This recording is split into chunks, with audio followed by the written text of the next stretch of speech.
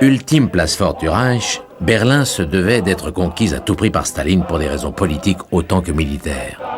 Les pertes furent énormes. Le chiffre de 100 000 morts a été avancé.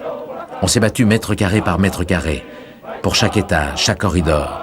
Des jeunes Allemands de 12 ans se cachaient dans les ruines, armés d'engins anti-chars.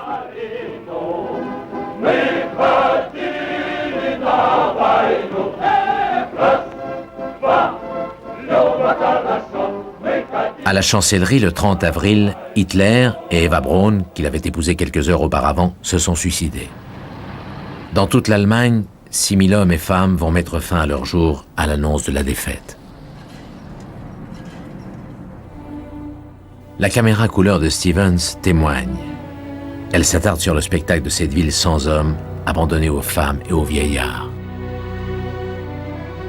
Décharnée, sans passé ni avenir, accrochée à ses ruines.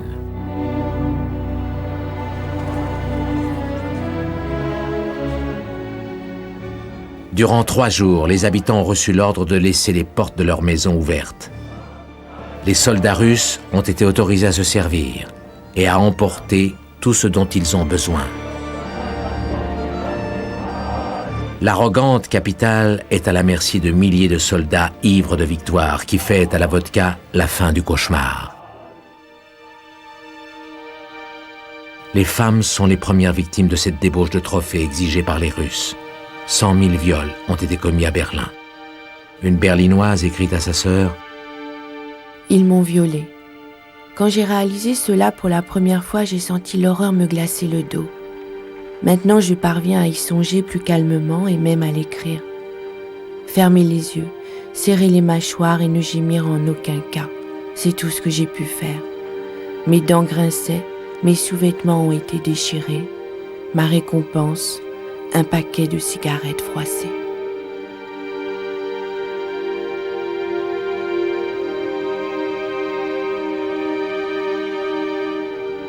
Au cours de la guerre, il y a eu au moins 20 millions de morts en URSS.